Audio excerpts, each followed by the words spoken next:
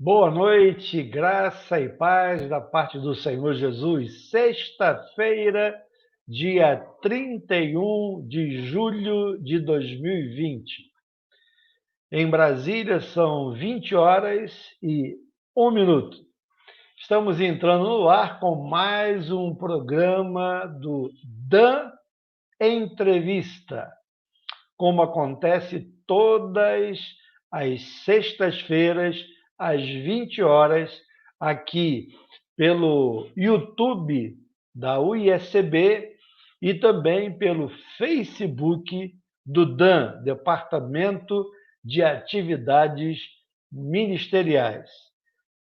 Pedimos que você entre em contato com os seus colegas, amigos, compartilhe essa live.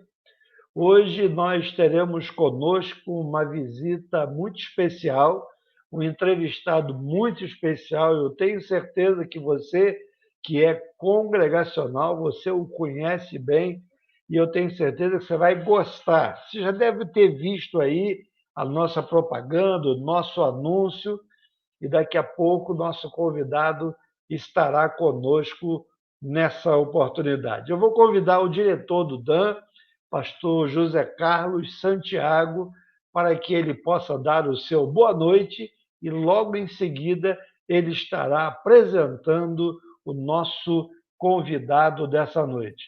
Boa noite, pastor José Carlos Lobo Santiago. Boa noite, Josias, tudo na paz. Um grande abraço aí para os nossos irmãos, né, também, que estarão conosco, que já estão conosco aí nos assistindo, e outros que vão estar nos assistindo posteriormente, né? E quero aí mandar um grande abraço do departamento, né, de atividades ministeriais, aos nossos pastores, esposas, filhos, família pastoral, às igrejas congregacionais, e esses irmãos que têm nos acompanhado, né, aí toda sexta-feira, às 20 horas, você tem esse ponto de encontro aqui com a entrevista com o Departamento de Atividades Ministeriais, com o DAM, né? E, conforme o pastor Josias falou, nessa noite nós temos aí um convidado ilustre, né? Muito especial. Todos os convidados são muito especiais, né? Para nós. Mas hoje nós temos a honra de receber aí o nosso convidado. Não sei se o pastor Josias quer fazer as honras aí, quer fazer, pastor Josias? Não, pode apresentar, pastor. Então, nós vamos convidar aí para estar conosco, né, o pastor Márcio de Carvalho Leal, que é o nosso presidente, o presidente da nossa União de Igrejas, né, congregacionais, e vai estar conosco aí participando aí, sendo sabatinado aí, né, num tema muito interessante também, que vai estar falando sobre essa sociedade e o conceito de salvação nesse mundo pós-moderno que nós vivemos aí, né? E aí nós vamos estar trabalhando esse tema. Boa noite, pastor Márcio, tudo na paz? Boa noite, Zé Carlos, boa noite, Josias, boa noite aos irmãos que estão aí com a gente. É um prazer estar aí com vocês e conversando um pouquinho sobre esse tema. Maravilha. Que bom. Se Josias quer mais algum recado aí, Josias? Eu já quero registrar as pessoas que já estão conosco, né? Dentre os amigos aí que já estão conosco, eu quero dar uma boa noite aqui para o pastor Oldimar Miranda Alves, que está aí nos assistindo. Também o missionário João Paulo, da IEC de Milagres, né? Pastor Antônio Ramos está aí também. A Zana Novaes. Pastor Luiz Felipe está conosco também e o Gildásio Roque. Então, esses são os nomes que estão aqui presentes. E o que acontece? Quando essas pessoas dão uma boa noite, um oi, né? A paz do Senhor, qualquer coisa, elas aparecem aqui para nós. Se elas simplesmente estão assistindo, mas não fazem nenhuma comunicação, a gente não percebe, né, que elas estão presentes. Então, se você quer que a gente anuncie o seu nome aqui, dá assina aí a sua presença, tá certo? E não esqueça de se inscrever no canal da UISB, canal da nossa denominação. Deixe também o seu like, tá bom? Isso é importante para o desenvolvimento do nosso canal, ok? Então, deixar esses avisos aí com vocês e já cumprimentar esses irmãos e amigos que já estão nos assistindo nesse momento. Lembrando que a gente transmite em 2 canais ao mesmo tempo, né, pastor Josias? Sim. Pelo YouTube da nossa União de Igrejas. Isso. E no Facebook do Dan. Não é? São 2 canais simultâneos que nós estamos transmitindo nesse momento. Isso. E você pode mandar mensagem. Se você estiver no Facebook, dá o seu comentário, faz comentário que aparece lá para o pastor Josias. Né? Ele coloca aqui para a gente. Se você também está no YouTube, faz o seu comentário aí, pode mandar o comentário, e aí também o comentário, e aí a gente vai colocar também aí, ó, conforme ele está colocando agora, tá certo? Mas vamos lá, né? O nosso tema nessa noite, irmãos, é pensar um pouco sobre o conceito de salvação numa sociedade líquida. Nós vamos entender o que significa isso, né? E a primeira pergunta que a gente quer fazer, e por que a gente trouxe o pastor Márcio aqui, é bom que a gente já explique logo, né? Por que a gente botou o pastor Márcio aí na banca para a gente, né? O pastor Márcio, além do mestrado que ele desenvolveu nessa área, ele também concluiu já o seu doutorado, né, nessa área, pensando esse conceito de salvação nessa sociedade, né, líquida. E por isso que ele está aqui para nos ajudar a compreender, a entender com óticas diferentes, uma ótica diferenciada, tá certo? E aí eu quero começar, pastor Márcio, exatamente explicando um pouco isso, né, que o senhor possa, vou falar o senhor porque o senhor é mais velho do que eu, né, o senhor possa aí explicar para a gente, né, pelo menos tem mais cabelo branco, né, Josias? Não sei. Né? Qual é o conceito dessa sociedade líquida hoje, né? As pessoas falam muito aí de sociedade líquida, o que significa isso, né? Para que todos os ouvintes aí possam participar e compreender um pouco. Gente, quando eu fiz eu queria explicar antes, quando eu fiz o mestrado, o doutorado, uma coisa me instigou, né?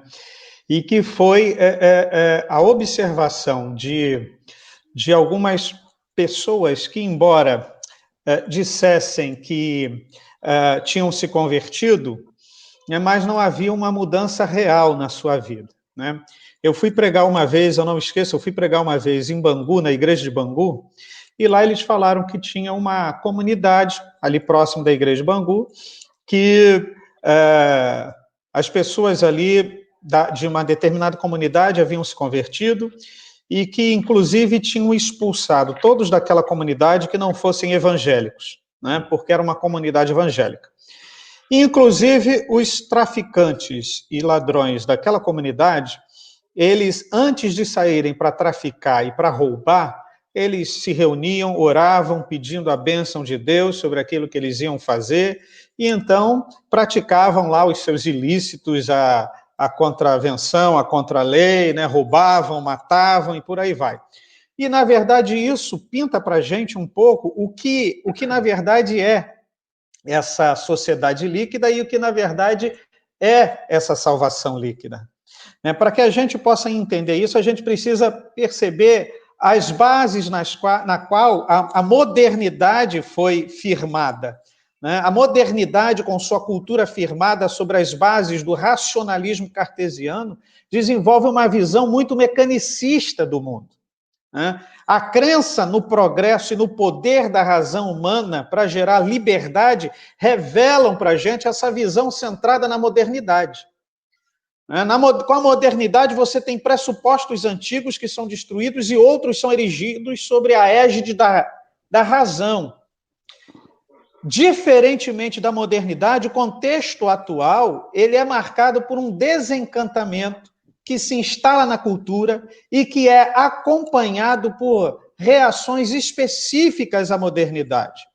O ser humano contemporâneo ele vai ser criado num ambiente pantanoso, tornando-se resistente a tudo aquilo que pode se solidificar. Na verdade, quem pinta essa noção de líquido, ou seja, na modernidade líquida, sociedade líquida, né, e que eu acabei trazendo para conversar um pouco sobre a salvação, e chamando de salvação líquida, é o sociólogo polonês morto há pouco tempo, né, o Bauman. Ele fala sobre isso, e ele diz que, na verdade, o ser humano atual tem toda a sua vida fluida, né, participante de uma sociedade profundamente marcada pela racionalidade funcional que cultua a produtividade, o lucro e a razão. Esse ser humano que cresceu nesse ambiente, agora ele está vivendo num ambiente muito fluido. Nada se solidifica nesse ambiente.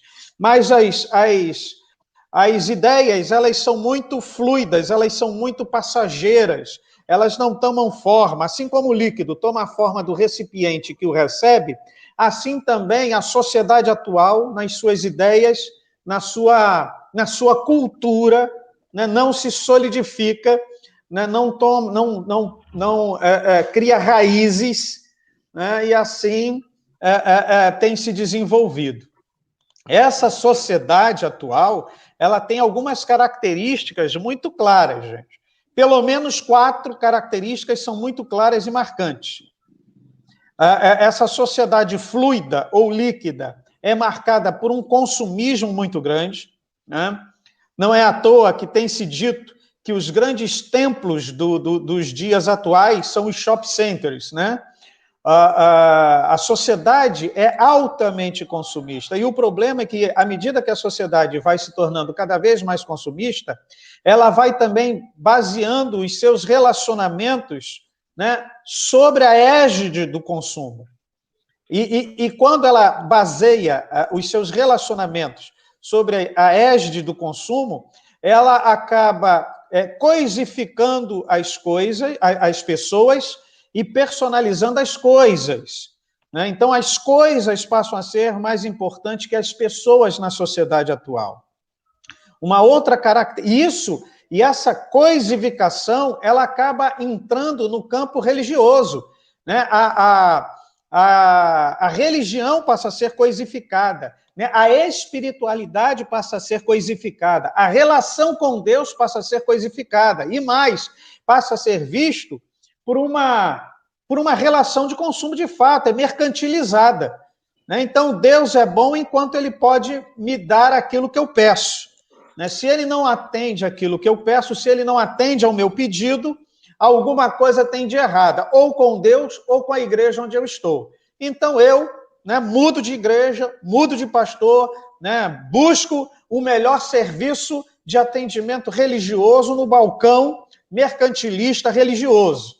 Então, essa é a sociedade atual. Uma outra característica, junto com essa, é o secularismo.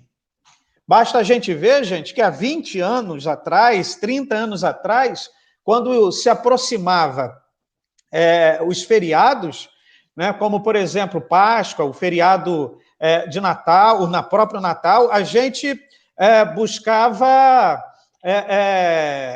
desenvolver cantatas, né? A gente estava preparando as cantatas de Natal, de Páscoa, a gente estava fazendo panfletagem para chamar pessoas para dentro, né, dos templos, mas hoje a gente espera o feriado para que a gente saia, né, para descansar.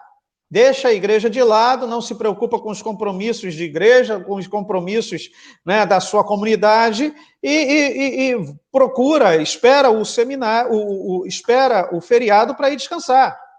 Né? E isso é sinal de um alto secularismo na nossa sociedade, que adentrou as nossas igrejas. E esse secularismo tem jogado cada vez mais Deus para as periferias da nossa vida, para as periferias da existência humana. E esse é um grande problema. Um outro problema, uma outra característica é o hedonismo. E o hedonismo, você sabe muito bem que é a busca do prazer pelo prazer. E o problema é que o hedonismo, juntamente com o consumismo e secularismo, eles vão relativizar aquilo que a gente tem por parâmetro. Inclusive, tenta-se hoje relativizar a própria palavra de Deus. Muitos dizem que a palavra de Deus não é a palavra de Deus, mas contém a palavra de Deus. E quando um parâmetro é relativizado na nossa vida, um outro parâmetro surge no lugar. E o parâmetro que o hedonismo tem apontado para a gente é a busca do bem-estar atual. Então, em nome desse bem-estar, muita gente na igreja diz o seguinte: olha, eu faço isso porque eu sinto paz no meu coração. Eu vou fazer isso porque eu posso fazer, porque eu gosto, eu sinto bem em fazer, e não percebe que isso é um sinal claro de uma sociedade cada vez mais líquida e de uma salvação cada vez mais líquida. E uma quarta última característica dessa sociedade líquida, pastor Zé Carlos, é o descarte. Logicamente, uma sociedade de consumo secularizada e permeada pelo hedonismo, né, não poderia desembocar em outro lugar que não num alto índice de descarte. Né? Hoje muda-se de igreja como quem muda de roupa. Né? Hoje acha-se mais fácil mudar os relacionamentos, mudar de amigo, do que consertar um relacionamento. Né? Buscar uma outra relação conjugal do que consertar o seu relacionamento, que precisa ser posto aos pés do Senhor. Então, essas são as características básicas que apontam para a gente a sociedade de consumo. O pastor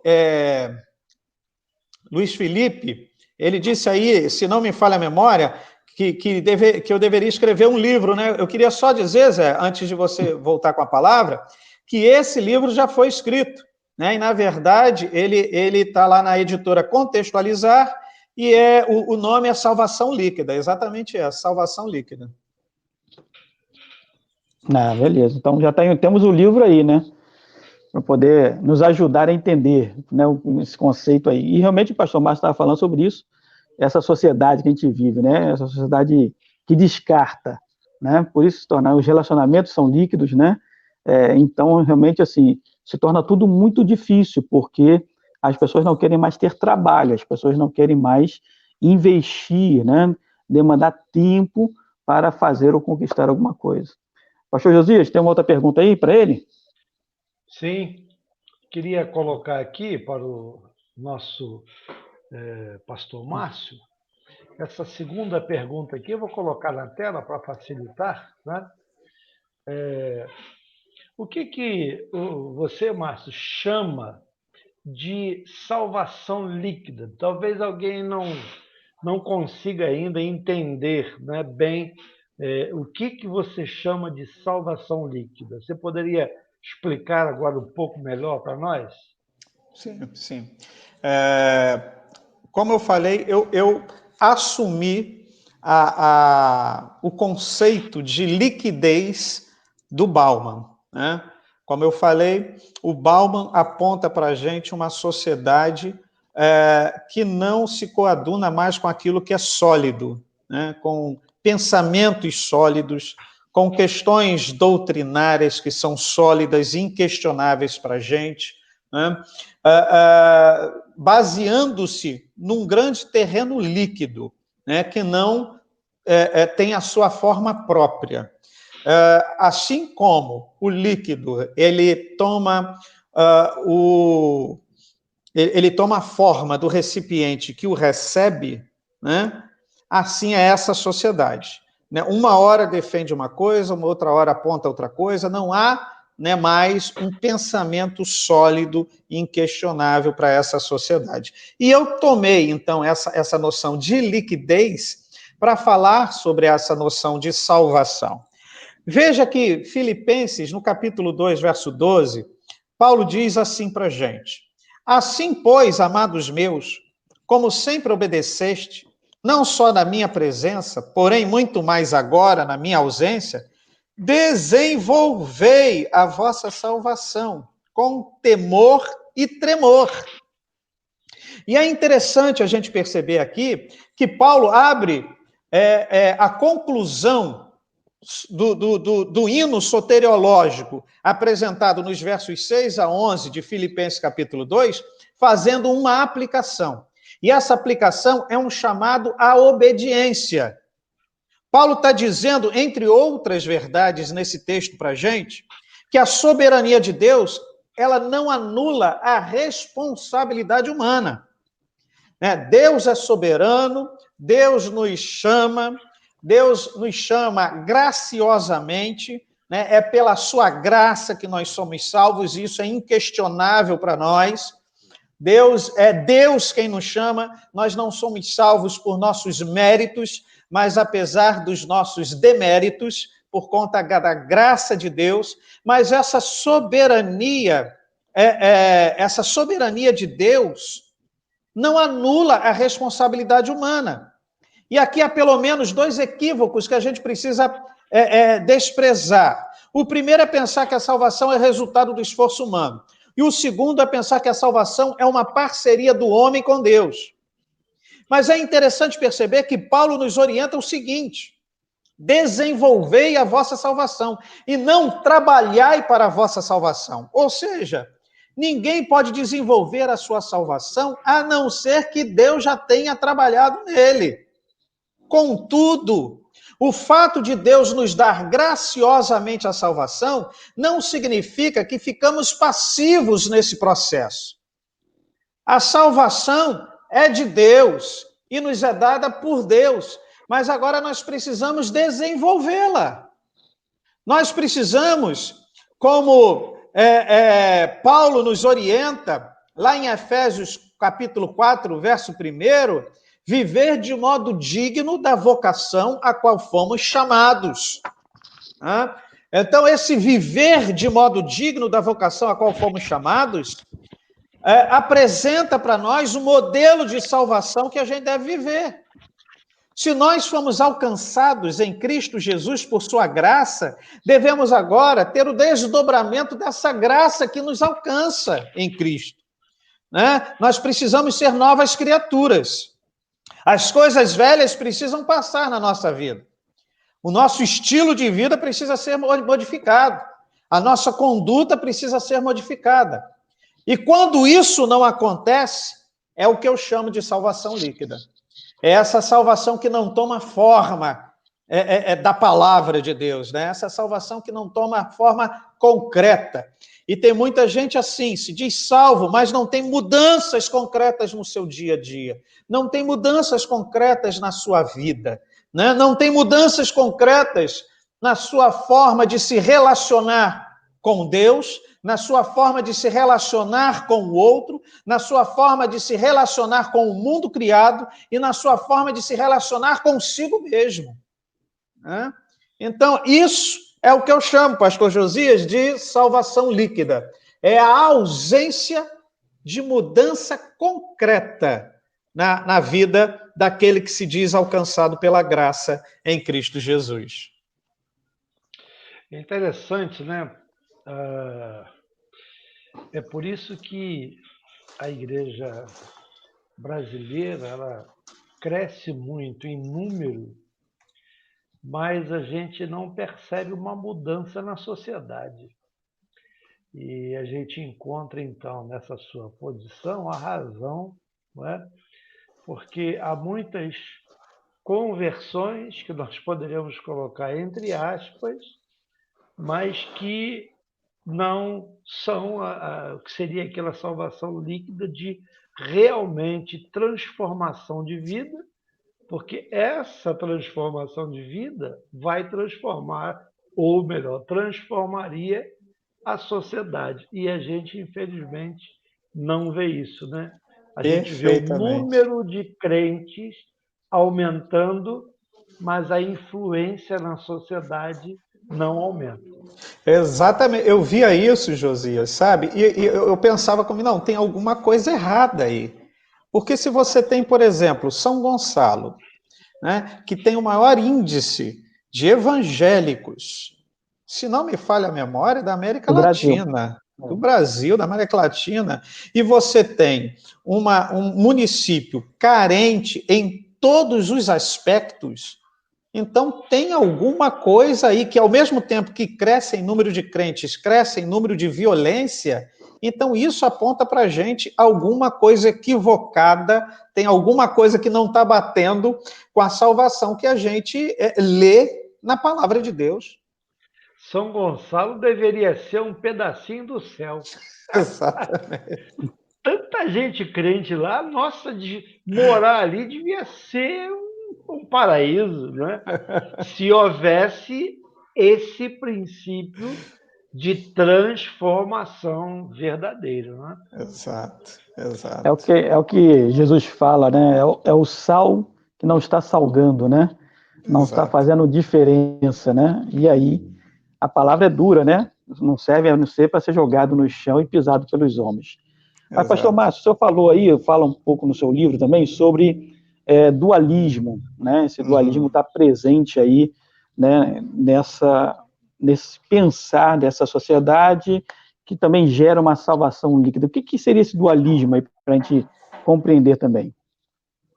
Eu tenho para mim que uma das razões pelas quais a gente observa essa salvação líquida, tá, é por conta desse dualismo que ainda está muito presente, sabe, nas nossas vidas e muito presente na vida da igreja de modo geral, né?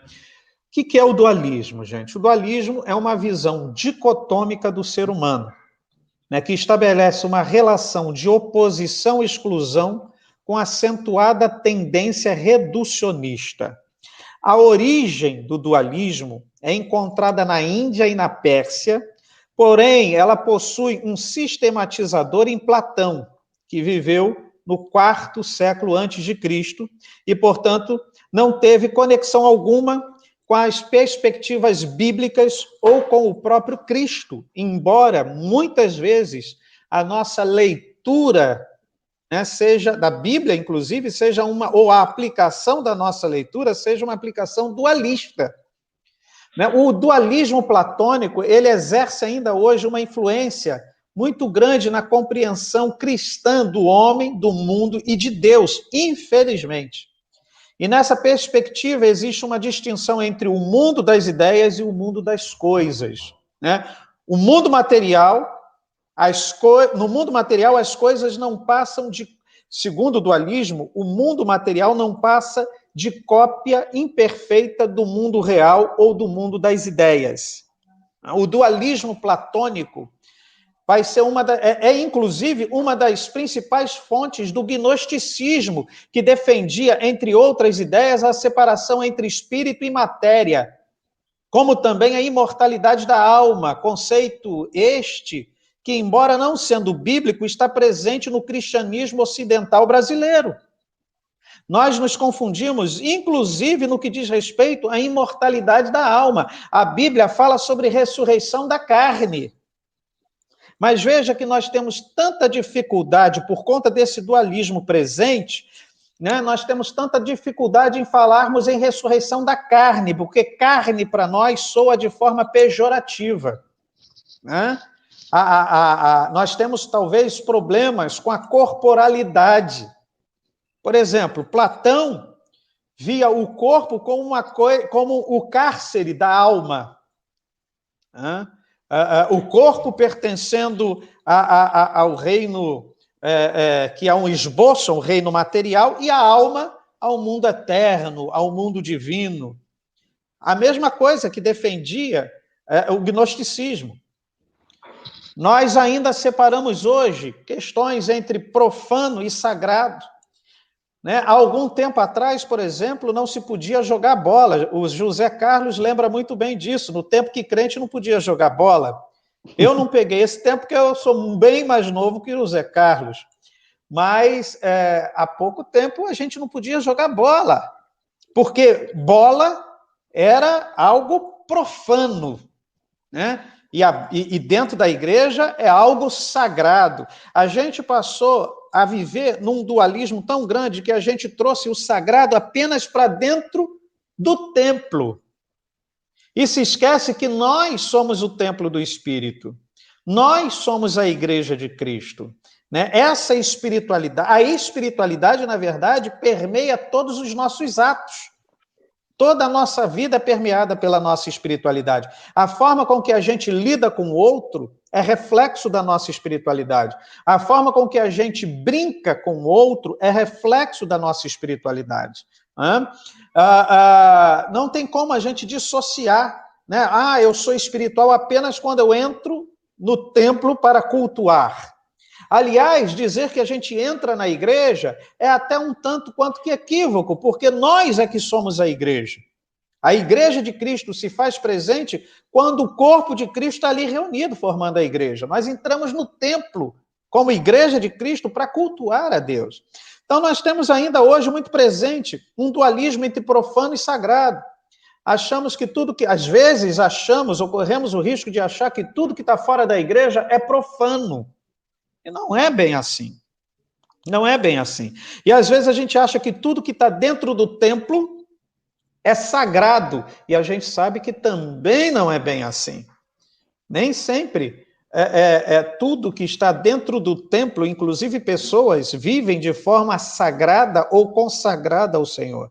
E nem sempre tudo que está fora do templo é profano, né? A própria criação de Deus, né, o mundo criado, é um mundo que revela a glória de Deus, é um mundo que mostra, né, a criação de Deus, é um mundo que mostra a bênção de Deus, é um mundo onde nós temos a preparação da salvação em Cristo Jesus. Né? Então, eu vejo, pastor José Carlos, pastor Josias, esse dualismo presente ainda facilitando, tá? Sabe, essa salvação que eu chamo de líquida, ou melhor, essa pseudo-salvação, essa salvação que não toma forma, né? Essa salvação do interruptor. Né? Eu entro no templo, eu ligo o interruptor e eu sou santo, eu sou consagrado, eu sou salvo. Eu saio do templo, eu desligo o interruptor, então eu bato na minha esposa, eu vivo de qualquer jeito, eu não dou testemunho, eu não vivo como alguém transformado e que tem uma vida transformadora àqueles que estão ao meu redor.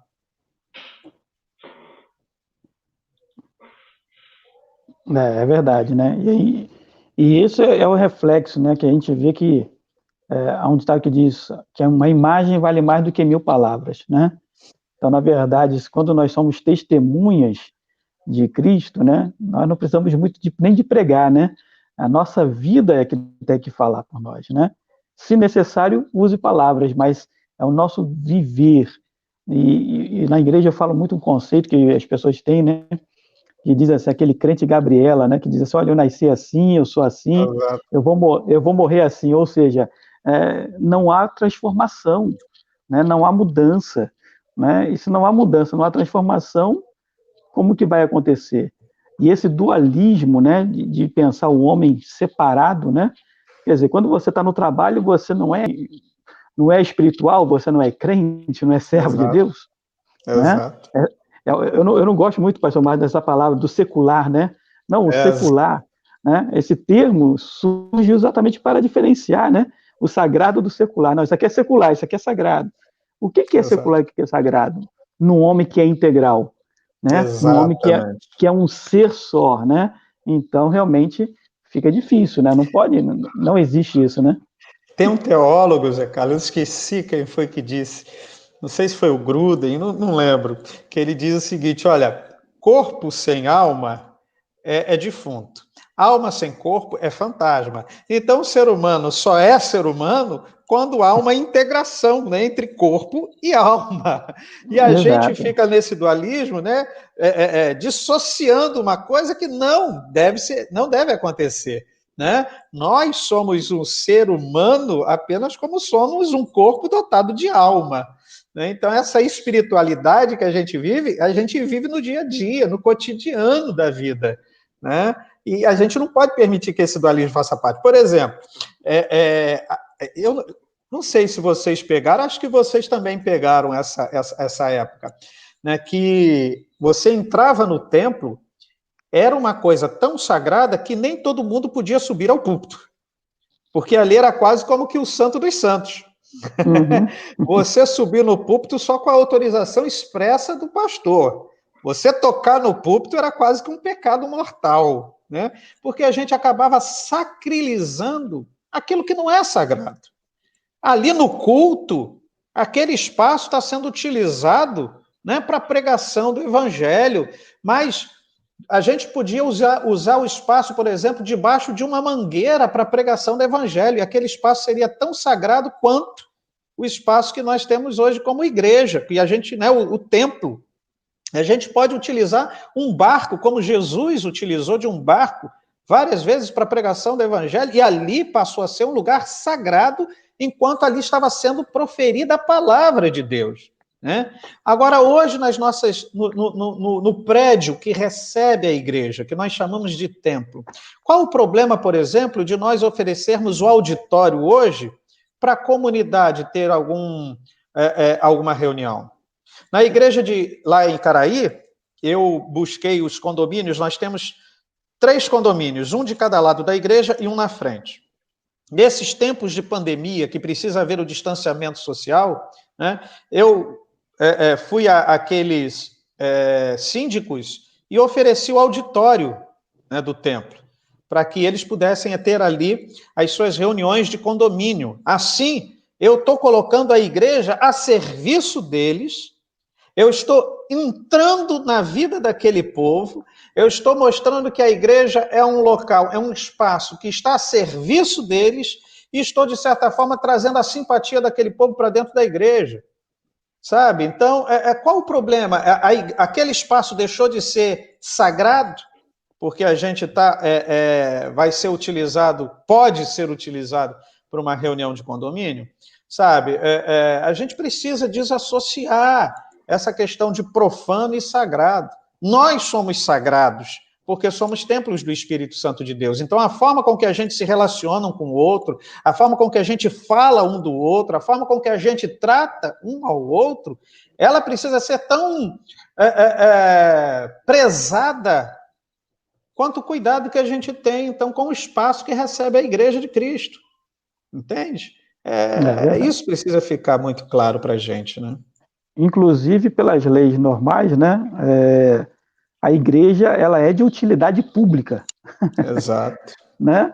Toda igreja ela é de utilidade pública. Então, se ela não está servindo ao público, né, não está servindo para o bem da sociedade que está à sua volta, tem alguma coisa errada.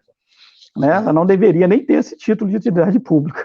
Né? Exato, exato. Pastor Josias, o que tem aí para o pastor Márcio? Tem uma participação aqui de um dos nossos web espectadores, é o Nilo Gonçalves. Eu vou colocar aqui para o pastor Márcio ver. Uhum. Ele diz o seguinte: então, esse tipo de salvação, que não tem busca espiritual, é uma salvação estacionada, ou seja, é uma salvação que não tem galardão? O irmão Nilo, eu confesso a você que eu não sei dizer isso, porque existem algumas questões aí envolvidas. Primeiro, a pessoa pode ser salva e não ter mudança na sua vida?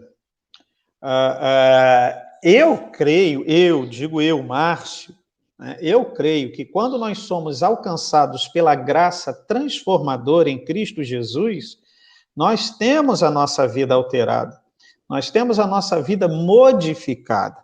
E nós temos, então, uma caminhada. Se alguém está em Cristo, é nova criatura, segundo nova criatura. 17. Exatamente. Então, se não há essa transformação, então a questão é se a pessoa realmente experimentou a salvação em Cristo Jesus. Né? E aí, se ela realmente não experimentou a salvação em Cristo Jesus, não há galardão. E uma vez que houve essa transformação, né, esse desenvolvimento da salvação em Cristo, que Paulo fala em Filipenses 2, verso 12, é experimentado dia após dia por nós, através das nossas escolhas, através dos nossos atos, através das nossas leituras, né, através do desejo de cada vez se assemelhar mais a Cristo, né, da consagração. Né? Então, é essa questão. Ok. Nós temos uma pergunta nossa aqui mesmo, então vou passar aqui para o pastor Márcio. É uma pergunta que está relacionada com algo que está lá no seu livro. Né? Eu vou projetar aqui. No seu livro, você possui uma parte escrita onde diz assim: salvar-se para quê? O que o irmão deseja falar com isso? O que o irmão quer dizer com isso, com essa frase? Salvar-se para quê? Sim.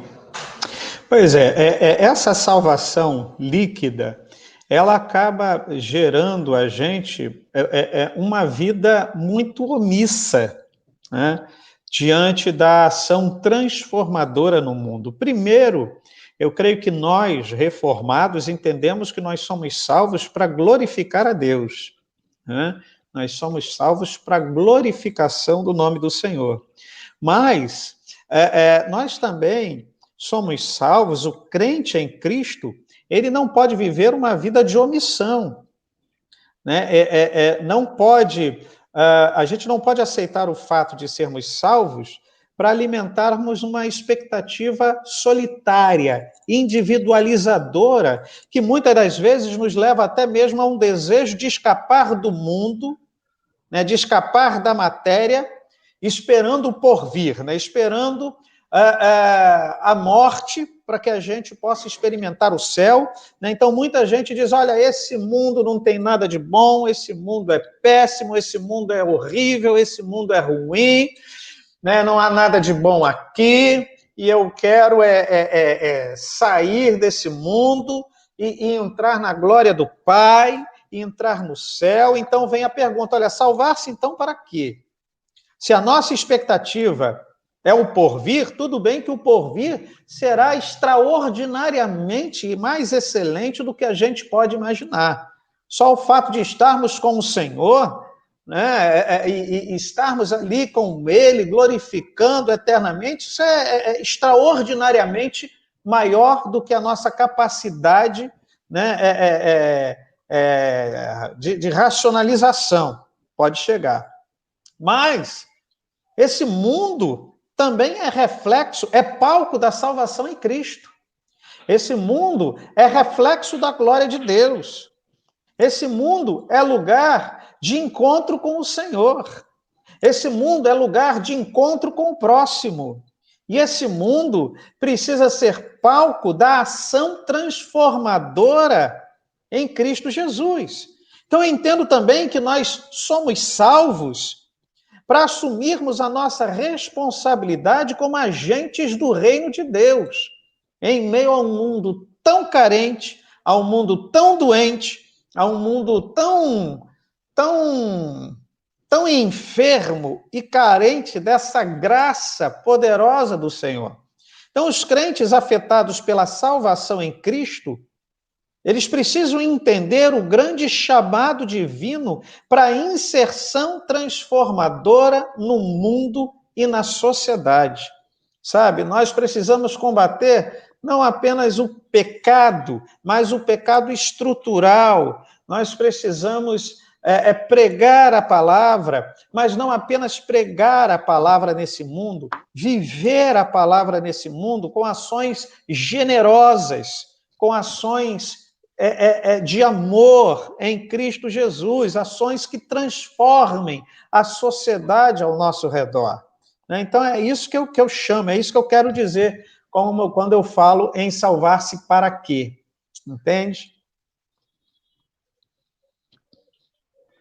Ok, é interessante essa questão, porque eu lembro que ouvi uma vez um pregador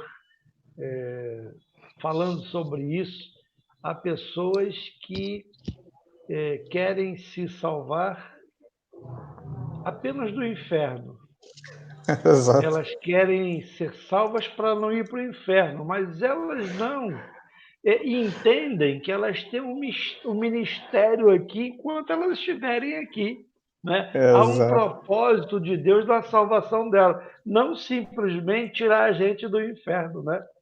Lembra daquele texto, Zias, que fala quando o Senhor, né, se encontra com alguns discípulos e diz, olha, Senhor, nós, em teu nome, profetizamos, nós em teu nome expulsamos demônios, né? Ou melhor, o Senhor falando, né? E elas perguntando, olha, mas quando foi que nós fizemos isso? E a resposta de Jesus é, quando fizestes a um dos pequeninos, a mim me fizeste. A questão é que a gente, às vezes, acha que nós só podemos servir a Deus servindo dentro do templo, e nos esquecemos que uma forma de servir a Deus é servindo ao próximo, servindo a esse mundo carente, e servindo, pregando e vivendo a palavra. Quando que a gente vive a palavra? Quando a gente passa, por exemplo, por um mendigo na rua e não apenas ora por ele, mas ora por ele e cria uma alternativa de mudança, de possibilidade de mudança daquele contexto de vida dele. Ora e toma uma ação. Ora Exato. e ação. Por exemplo, a Igreja de Caraí fez agora, já estávamos em pandemia, mas fizemos uma ação pelas ruas de Niterói, com mendigos, com pessoas, melhor dizendo, vivendo na rua. Veja vocês o espanto. Nós achamos ali, se não me falha a memória, foram 4 congregacionais vivendo na rua. Inclusive, ex-oficial de igreja. Um ex-presbítero de uma igreja nossa congregacional vivendo na rua. Como nós não temos um trabalho específico de regeneração nesse sentido, nós encaminhamos todos esses para uma igreja de uma outra denominação que tem um trabalho, né, específico para transformar aquele contexto na vida dessas pessoas. Mas não basta orar, a oração é fundamental, sem dúvida alguma. A oração precisa estar permeando todas as nossas decisões e todas as nossas ações. Mas nós precisamos também tomar ações práticas, né, que transformem vidas. Ações práticas em favor de vidas, porque servindo a elas, nós estamos também servindo a Deus, testemunhando do amor, da graça de Deus, né, que permeia as nossas vidas. É o que Tiago nos diz, né? Tiago nos fala isso, né? É a fé associada às obras, né? À ação, né? Então não adianta, né? O povo de Deus escolhido é para transformar a fé, aquilo que na esperança que nós cremos, em atitudes, em ações. Exato. Né? Exato. E eu costumo dizer que amar, né, é um verbo, né? O verbo geração, né? Não é um sentimento, né? Eu não tenho nenhum sentimento por aquela pessoa, por aquele, né, aquele morador de rua. Você não precisa ter sentimento, você tem que amar. É isso que Jesus falou. Né? É ter ação de amor, ter ação de misericórdia, né? Exato. E essa tua explicação, Zé, inclusive explica, porque a gente às vezes fica pensando, não, eu tenho que amar meu inimigo. Como que eu sou capaz de amar o meu inimigo? Não, o Senhor não está falando que a gente tem que ter sentimentos, né, amorosos para com o nosso inimigo. Mas o amor aqui é respeito. Né? Eu tenho que ter uma atitude de amor, uma atitude de respeito, uma atitude cristã para com o meu inimigo. Né? Então, por isso, se ele me bate me fere a uma face, a minha atitude como alguém que o ama, ou seja, como alguém que é cristão e retribui com ação cristã, é oferecer a outra face. Né? Então, é atitude, amor, mais do que um sentimento, é uma atitude para com o próximo, né? Isso precisa ficar bem entendido. É verdade. Pastor Zé Carlos, a gente teve aqui uma interação corroborando com o que o pastor Márcio disse.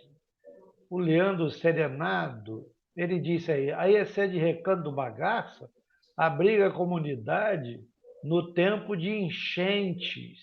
E, às vezes, precisamos acomodá-los dentro do templo, nessas situações, né? E o pastor Leandro teve conversando comigo, a ação que a igreja de Magaça tem tomado junto à comunidade, olha, tem sido algo extraordinário. Fica aí a dica, o pastor Leandro pode ser até convidado para participar aqui, para falar sobre essas ações comunitárias que a igreja de Magaça vem tomando, sabe? Ele tem agido de uma forma exemplar, ganhando a comunidade, servindo a comunidade e apresentando a igreja como uma igreja necessária, sabe, àquela comunidade. Extraordinária a ação que o pastor Leandro vem desenvolvendo ali. E a gente nos lembra um pouquinho, pastor Josias, rapidinho, o pastor Márcio falando isso, sobre a questão do pastor Leandro, aí nos lembra aí o último Ename, né? O que o pastor Sérgio falou lá, né? É uma igreja que transforma, né? Ou seja, a igreja ela tem duas alternativas, ou ela transforma ou ela é transformada, né? Exato. Ou ela influencia ou ela é influenciada. Né? Se ela não tomar a atitude de transformar a sociedade, ela acaba sendo transformada por ela. Né? Então, realmente, nós temos que tomar mais ação. Né? O que tem mais aí, pastor Josias? Um outro exemplo também, pastor Antônio Ramos, dizendo que lá em Mato Alto, na época que ele pastoreava lá, a igreja emprestava as dependências para a comunidade velar os seus mortos, independente da religião deles. Né? Legal. E também emprestava o templo para as escolas fazerem as suas formaturas. Também Interação, é uma boa maneira de servir a comunidade, né? De servir a sociedade. Né? Muito bacana. Muito interessante. Ok? Vai fazer a outra pergunta, pastor? Isso, vamos a outra pergunta. Pode até colocar aí, pastor José, ficar mais fácil também, né? Ok, vou colocar. Isso, coloca aí, né? Que a gente tem, quando a gente começa a conversar sobre esses temas, né, vem duas questões interessantes aí, dentro até da sua tese, né, do seu livro, que é a dimensão cosmológica e a perspectiva, né, quando nós pensamos do Espírito Santo, né, essa perspectiva pneumológica, né? Como que acontece isso? O que faz isso no sentido de resgatar? O que é resgatar essa dimensão e essa perspectiva? O que quer dizer isso para a gente? Eu acho, o pastor Zé Carlos, que a gente precisa, na verdade, até assim, meio que uma ação também contra o dualismo, né, que meio que expulsou o Espírito Santo, né, da ação no mundo, né, como se nós nos esquecêssemos, por nossa concepção dualista, que o Espírito Santo ele está trabalhando em todo mundo, que o mundo é palco da ação do Espírito Santo. Né? Não há 1 centímetro cúbico de todo o cosmo criado que não sofra a ação poderosa do Espírito Santo de Deus e da Trindade, né? Da própria Trindade.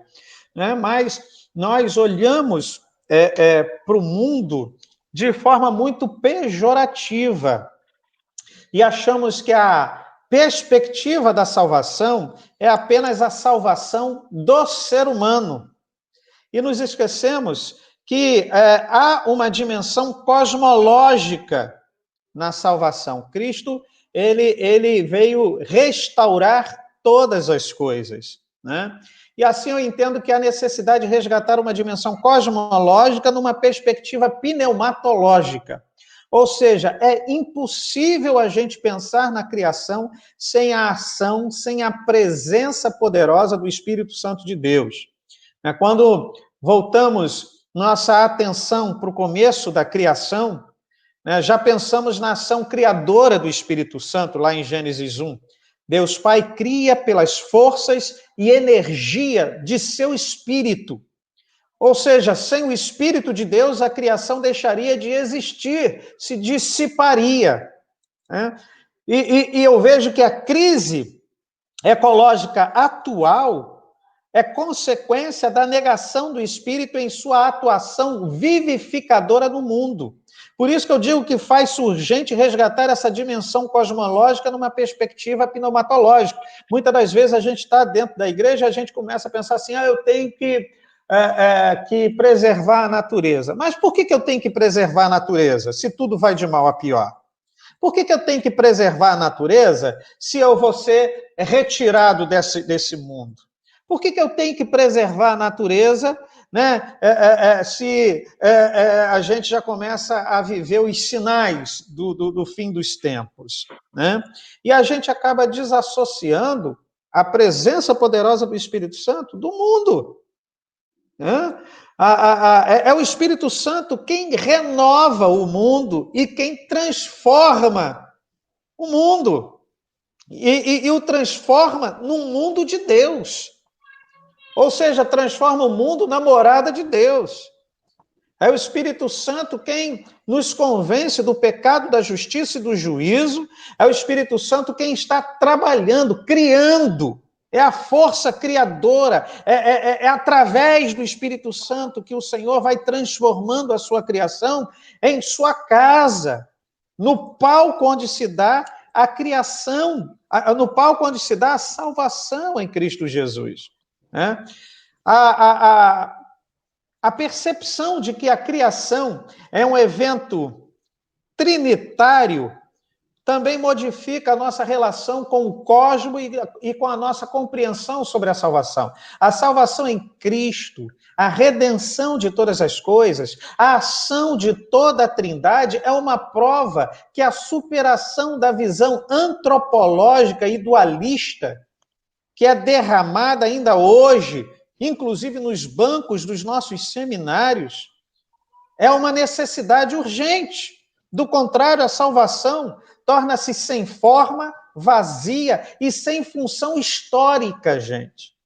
Sem vida. A salvação tem uma função histórica e tem uma função cosmológica. E para isso a gente precisa resgatar o papel do Espírito Santo no mundo, sabe? O resgate que o Senhor vem operar também em todo o cosmo, em todo o mundo. A renovação proposta pelo Espírito de Deus promove uma espiritualidade que é melhor entendida, segundo o teólogo Jürgen Moltmann, como vitalidade, ou seja, essa vitalidade promove extremo amor à vida. E nós, alcançados por essa graça em Cristo Jesus, temos esse extremo amor à vida, à ecologia, né? a todo tipo de vida.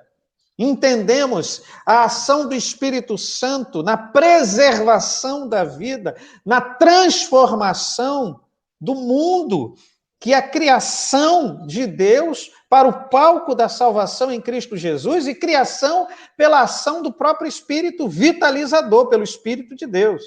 Entende? Então, é essa questão que a gente precisa resgatar. Nós, às vezes, reduzimos a ação do Espírito Santo de Deus apenas na transformação da pessoa, ou né, na questão de convencimento do pecado, da justiça e do juízo. Gente, o Espírito Santo está trabalhando em todo o globo terrestre, em todo o cosmos, ele está trabalhando, transformando o mundo, renovando o mundo, né, para o louvor da glória de Deus. Eu penso essa questão, pastor Márcio, me veio à memória quando o irmão estava falando sobre essa transformação que nós geramos com o movimento wesleyano, com o movimento metodista, né, na época de Wesley, lá na Inglaterra, quando, em certo momento, já no auge ali, diz os avialistas, diz os textos, que cerca de 70% da Inglaterra era convertida, né, estava sob, né, o efeito ali, né, daquele movimento de avivamento que houve. E o que isso gerou naquele país? Né? Gerou o quê? As crianças trabalhavam né, lá nas minas de carvão, e aí não pode mais trabalhar. Começou o movimento da escola dominical, não, tem que estudar, tem que dar educação, né, para essas crianças. Começou o trabalho a não aceitar mais mão de obra escrava, olha só. Né? Tudo isso são movimentos que surgiram a partir de uma ação do Espírito de Deus na vida das pessoas. Agora você veja, ao mesmo tempo que isso acontece, Zé, você tem também, por exemplo, na Inglaterra, um país protestante, né, de matiz protestante, mas você tem uma Inglaterra que coloniza determinados locais, como, por exemplo, a Índia, debaixo de grande violência. De violência, e você tem ali Gandhi se levantando para que pudessem resistir à violência inglesa sem a utilização da violência. Então, os ingleses protestantes, eles violentam sem um contra-ataque violento, né? Mas eles violentam, inclusive, aqueles que agiam em passividade com eles. E isso talvez mostre para a gente um pouco daquilo que eu chamo de uma salvação líquida. Você tem ali protestantes que não vivem com princípios cristológicos a sua relação com o outro. Eu digo até, eu às vezes digo que há cristãos que são ateus, verdadeiros ateus anônimos, né? Porque são crentes na sua fala, né? Mas não tem aplicabilidade na vida. Não tem uma ação condigna. Como Paulo diz, né, do contrário do que Paulo diz, não vive de modo digno do evangelho ao qual foram chamados. E aí você tem essa Inglaterra e outros países protestantes que escravizam, que colonizam, né, que agem com violência, como se o Espírito Santo de Deus não estivesse trabalhando ali na Índia também. Como se aquele povo não fosse alvo do amor e da graça de Deus. Então, por isso que nós precisamos resgatar urgentemente, sabe, essa concepção cosmológica da ação de Deus, né? Não a perspectiva pneumatológica. Né? É urgente que a gente faça isso. A gente vai se empolgando à medida que a gente vai conversando, né? Vocês não podem deixar que eu me empolgue, senão a gente não para de conversar. Temos aqui uma informação do pastor Leônidas Duarte, né? Olha que coisa interessante, dentro do contexto da nossa conversa. Em breve, a propriedade do servo será transformada para receber moradores de rua. Olha que interessante. Que legal. Né? Muito bem. E aí, pastor Márcio, o Luiz Felipe, né, o pastor Luiz Felipe, ele faz a pergunta aqui, ó, pastor Márcio, há uma maior prevalência desse tipo de cristãos líquidos em alguma vertente protestante, tipo tradicionais, pentecostais, neopentecostais, calvinistas ou arminianos? Há alguma prevalência? Boa pergunta, o pastor Luiz. Eu confesso ao irmão que eu não fiz uma pesquisa. Né? Acho que essa pergunta do irmão é interessante, mereceria até uma pesquisa, né, de campo, para que a gente percebesse isso. Eu creio, e aí é uma percepção, e apenas uma percepção minha, eu creio que os cristãos reformados, e quando eu falo reformados, eu estou englobando calvinistas e arminianos, né? Às vezes a gente se esquece que o arminiano também é reformado, né? Então, eu creio que os cristãos reformados, por um maior contato com o ensino profundo da palavra e da doutrina bíblica,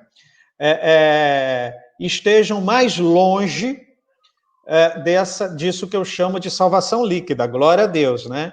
Ou seja, estejam mais próximos de uma vida realmente transformada em Cristo Jesus. Embora eu volte a dizer que a gente precisa desenvolver a nossa salvação. E a gente tem atitudes, às vezes, que se choca, paradoxal, completamente paradoxal, a alguém transformado em Cristo Jesus. Alguém que foi alcançado pela graça em Cristo Jesus. Nós temos atitudes, às vezes, que se chocam frontalmente com alguém que se diz alcançado pela graça em Cristo Jesus, que foi permeado por uma ação transformadora, né, em Cristo Jesus. Então, é possível que atitudes de uma salvação líquida exista em crentes, ainda que eles sejam reformados, embora eu creia na salvação desses irmãos. A gente percebe aí que aquela colocação, né, ainda corroborando com aquela colocação que o senhor fez, pastor Márcio, lá de abrir lá para os vizinhos usarem o templo, né? Tem mais um exemplo aqui do Idenildo. Aqui em Cajazeiras, nós sempre cedemos o templo para palestras do posto de saúde do bairro. Que Na bacana. ocasião, geralmente, apresentamos a solução de todos os males, né? Então, ele aproveita a situação, né? Para apresentar o Evangelho, né? Que bacana, né? Que exemplo bacana. E tem uma pergunta aqui do Francisco Filho, deve ser o nosso Assis. Pastor Assis? Opa! Pastor Márcio, no seu entender, esse resgate seria efetuado a que nível eclesial? Eu acho que esse resgate, pastor Assis, ele é um resgate que precisa alcançar a vida como um todo. Eu não limitaria nenhum nível eclesial, mas a vida como um todo, né? A nossa cosmovisão, né? A cosmovisão cristã, ela precisa ser resgatar, né? essa concepção cosmológica, né? Esse resgate da dimensão cosmológica numa perspectiva pneumatológica precisa alcançar a nossa cosmovisão cristã, né? Ou seja, tudo que a gente faz, tudo que a gente fala, né? Os nossos relacionamentos deve fazer parte da nossa cosmovisão, né? Muito bem, pastor Zé Carlos. Ok. Não sei se tem mais alguma pergunta aí. Aqui, para mim, já acabaram as perguntas. Não sei se para você, Josias, também acabaram aí. Tem uma última aqui, que eu acho que o pastor ainda não respondeu, não. Falar sobre o patos de Deus. Pois é, rapaz. Rapaz, eu acho, gente, que quando a gente fala em teologia reformada, a gente precisa entender que nós estamos em processo de reforma. A reforma precisa continuar. Nós precisamos continuar nos reformando e utilizando para isso a palavra de Deus. E nesse sentido, a teologia reformada, ela nos apresenta um Deus que, graças a Deus, de uma forma muito clara, né, de um Deus que de nada nem de ninguém necessita por ser perfeito. Glória a Deus, é um Deus perfeito. Mas Aristóteles, diante dessa perfeição, esboça um Deus que não possui emoção, que não sente, que não ama, que não sofre, que não padece. E o problema é que essa imagem forjada por Aristóteles tem adentrado no imaginário cristão popular.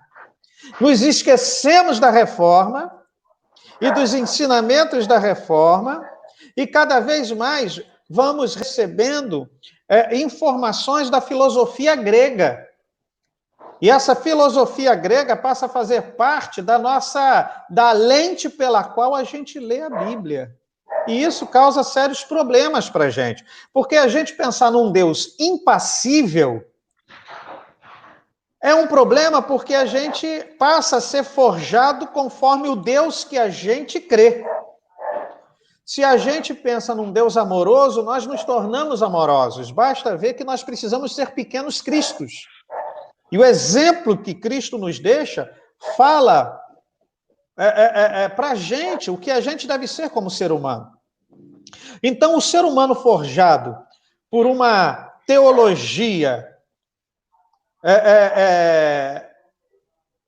de um Deus apático é complicado. De um Deus que, sem desejos, sem sentimentos, deve ser superado. E o que acaba gerando uma grande contradição quando a gente olha a paixão de Cristo e pensamentos que Deus está diretamente envolvido nessa paixão de Cristo. Né? Você vê um Deus impassível, um Deus que não sofre, um Deus que não ama, isso não está envolvido com a paixão de Cristo. Será que um Deus apático enviaria seu único filho, enviaria seu Logos, encarnaria sua pessoa diante de uma criatura tão miserável como nós somos? Né? Um Deus impassível não se encaixa na paixão de Cristo. O sofrimento de Cristo é o sofrimento de um Deus passível. Né? E esse passível, aí está no grego, patos. Né? Por isso que o patos de Deus, porque é um Deus passível, é um Deus que vê o nosso sofrimento e que sofre com a gente. É um Deus que olha para a gente e que ama a gente a ponto de enviar o seu único filho. Né? O patos de Deus nos apresenta uma preocupação aguda do Criador com o ser humano, com os sofrimentos do ser humano, com as lutas e as angústias do ser humano. E em seu amor, ele aflige-se com os pecados do ser humano, a ponto de se compadecer desse ser humano e enviar o seu filho, né? E enviar o seu Espírito para nos convencer do pecado, da justiça e do juízo e transformar as nossas vidas em agentes transformadoras pela graça em Cristo Jesus. Então, esse é o patos de Deus. Deus não é um Deus impassível, que não sofre, mas Deus é um Deus passível, sofre, ama, né? Sofre com a gente, né? E ama cada um de nós. É um Deus que tem sentimentos, né? Um Deus que se relaciona, né? Exato.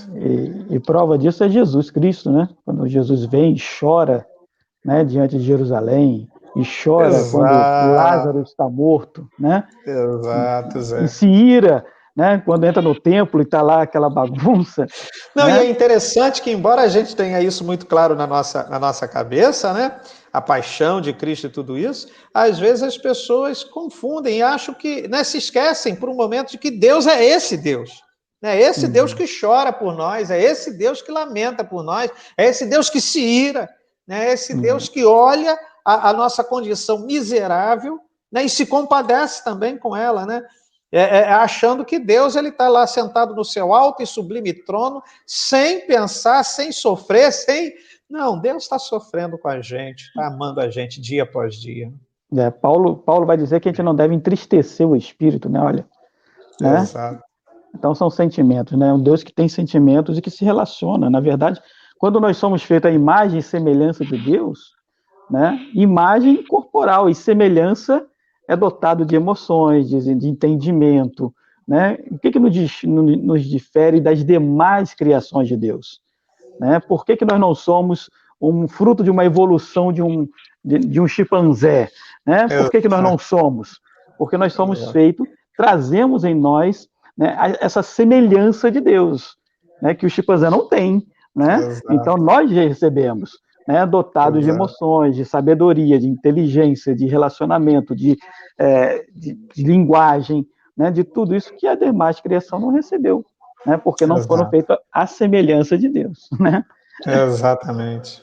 Muito bom, pastor Márcio, muito bom de poder conversar esse tema importante, né? E veja, é um tema tão teológico, mas que tem uma interação, né, com a praxis, né, com a prática da igreja. Nós falamos aí dessa igreja transformadora, ações, tudo isso vai nos mostrar que, mesmo nesse mundo líquido que nós vivemos, a igreja pode ser, né, um referencial, ela tem que continuar sendo um referencial sólido, robusto, né, de salvação, né, de apontar o caminho né, de ação de amor, que é o que Jesus fala, né? Da presença de Deus, né, Zé? A igreja sinaliza Jesus Cristo, né? Isso é uma responsabilidade, um privilégio extraordinário.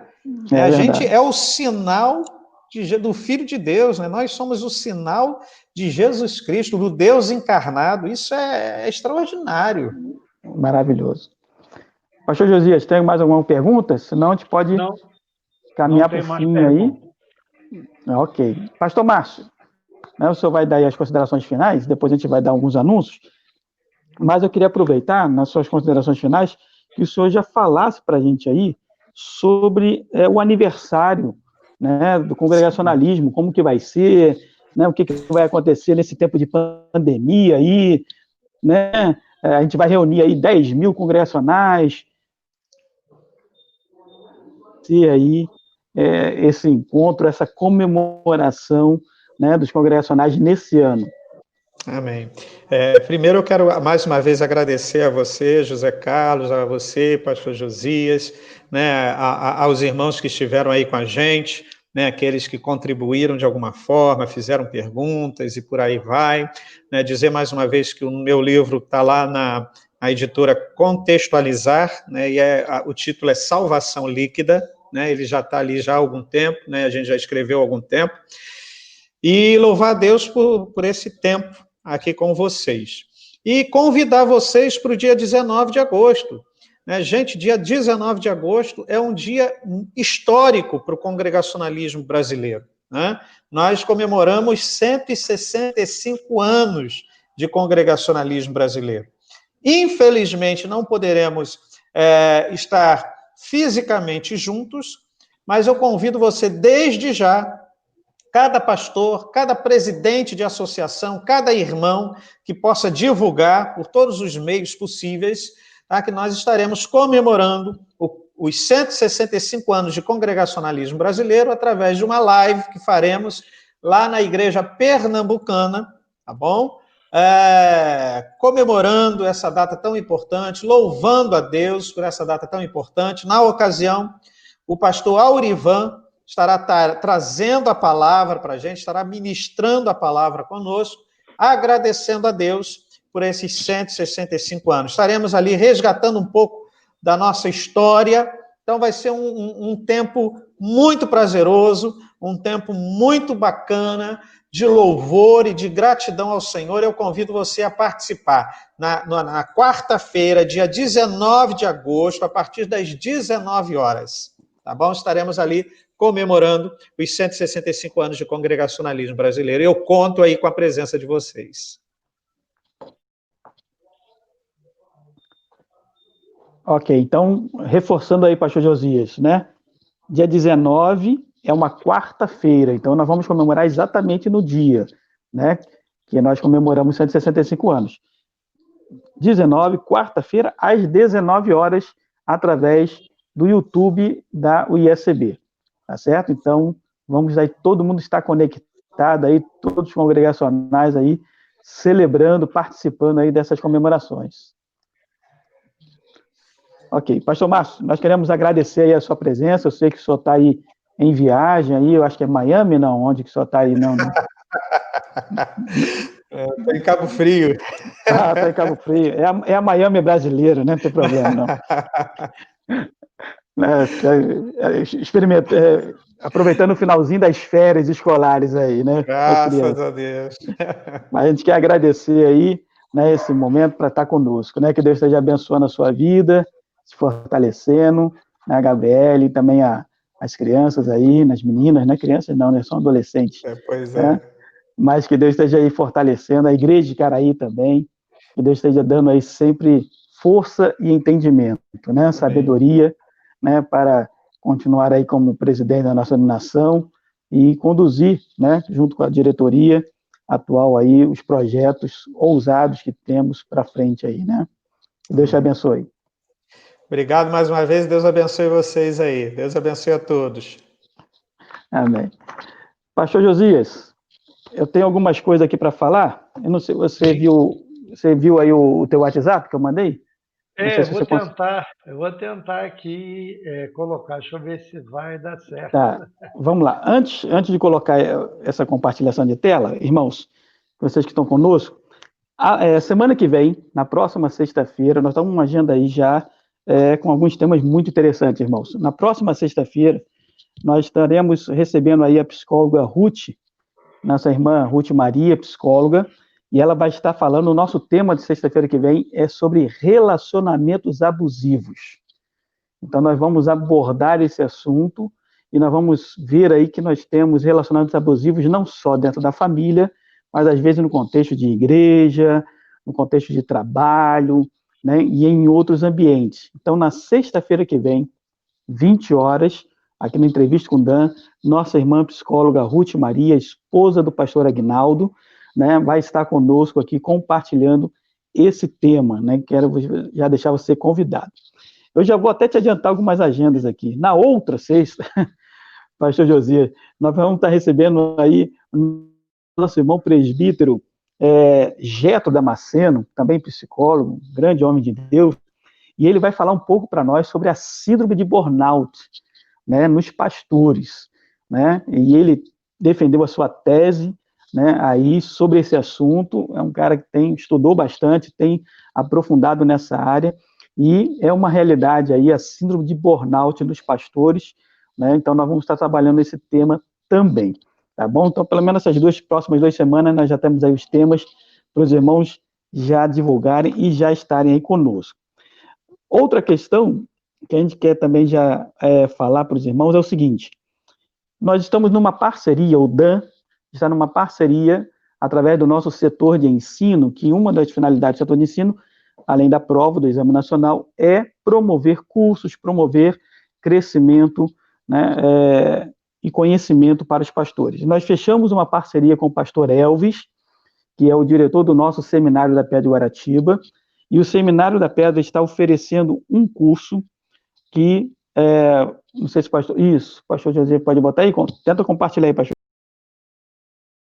Esse curso aí, ó. Curso de extensão, né? Cadê? Eu anotei aqui. O curso de extensão, espiritualidade e liderança. E qual é a parceria que nós fizemos, irmãos, com o pastor Elvis? Se você precisa, o curso não é caro, o curso é barato, o curso custa R$100 por mês, e são aulas aos sábados, todos os sábados. Então, não é caro o curso, mas o que nós fechamos com ele? Se você precisa dessa bolsa, desse incentivo, se você não precisa, deixa para outros pastores. Os 20 primeiros pastores que fizerem as inscrições, solicitando, né, essa ajuda, vão receber uma bolsa de 20%, vão receber um desconto de 20%.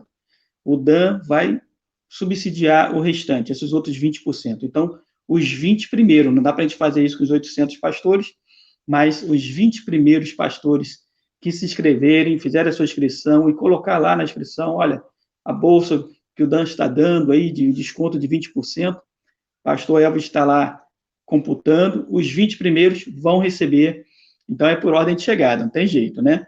Vão receber esse desconto aí de 20%, e o Dan vai estar colaborando, vai estar ajudando nisso aí, tá certo, irmãos? É um incentivo para você participar desse curso. Tem professores maravilhosos aí já, né, já separados aí para participar, também as matérias. É um curso de 6 meses, é um curso de extensão, mas é um curso de 6 meses apenas, então que vai agregar muito para você.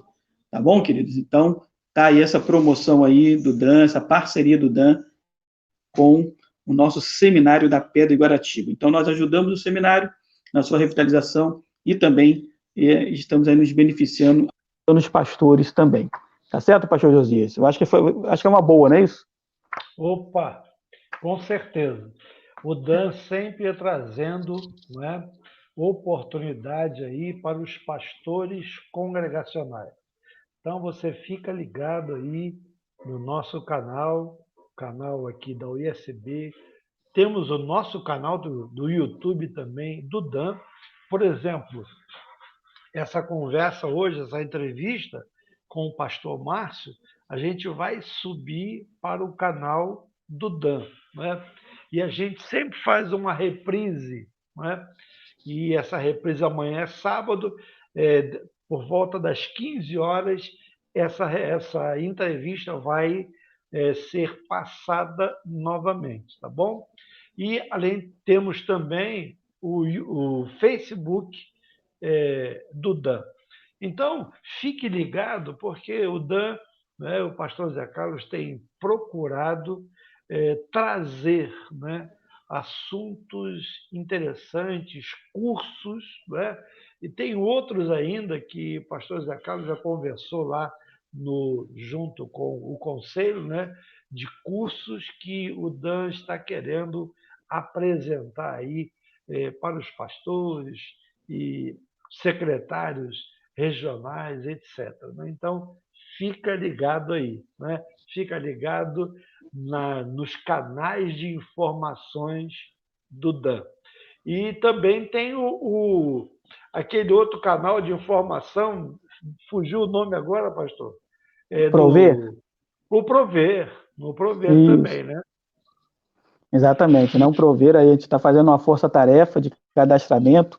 Se Deus quiser, em um mês, se Deus quiser, no próximo projeto, em um mês, nós vamos estar com todos os cadastros em dia, né, dos pastores, e aí vai caber só os pastores mesmo entrar e se beneficiar aí, né, se cadastrando e colhendo informações diretamente lá do Prover, né, um canal direto, a gente posta lá, os irmãos já recebem. E para finalizar, pastor Josias, eu queria também fazer uma divulgação aí do curso que o pastor Luiz Felipe está oferecendo, um curso sobre pregação, né, uma pregação expositiva, trabalhando técnicas de oratória, hermenêutica, um curso muito bom, é um curso online também, está um preço muito acessível, e eu também quero fazer essa divulgação aí, está no grupo dos pastores, os irmãos podem fazer lá na sua inscrição, procurar o pastor Luiz Felipe, e eu recomendo, né, recomendo realmente, porque uma que a gente conhece o pastor Luiz Felipe, da sua capacidade, e outra que todo pastor, né, precisa estar se aprimorando cada vez mais, né? É a nossa ferramenta, é a pregação, é a oratória, é a homilética, é a hermenêutica, é a exegese, né? É uma pregação expositiva, e isso, com certeza, fortalecer no seu púlpito, você vai fortalecer também a sua igreja, meu querido irmão, meu querido pastor. Tá certo, queridos? Então, de anúncios aqui, pastor Josias, para mim já está encerrado, né? E aí a gente quer mandar um grande abraço para todos os irmãos e, se Deus permitir, na próxima sexta, 20 horas, estamos juntos aqui para trazer mais um tema relevante, né, para a sua vida, para a sua saúde emocional, espiritual e física também. Ok? Um grande abraço para você. Um abraço a todos os nossos web espectadores e compartilhe essas informações que foram trazidas aqui. Compartilhe também com os demais colegas. Olha, você está assistindo a programação do Dan de sextas-feiras, né? E aí, se você não pode assistir ao vivo, porque vai que de repente o seu culto nas sextas-feiras, né, você tem alguma reunião, mas você pode assistir posteriormente, porque a live fica gravada aqui. Tá bom? Um bom fim de semana a todos. Deus abençoe aí os trabalhos dos colegas nas igrejas e até a próxima sexta-feira, se Deus assim o permitir. Fiquem todos na graça e na paz do Senhor Jesus.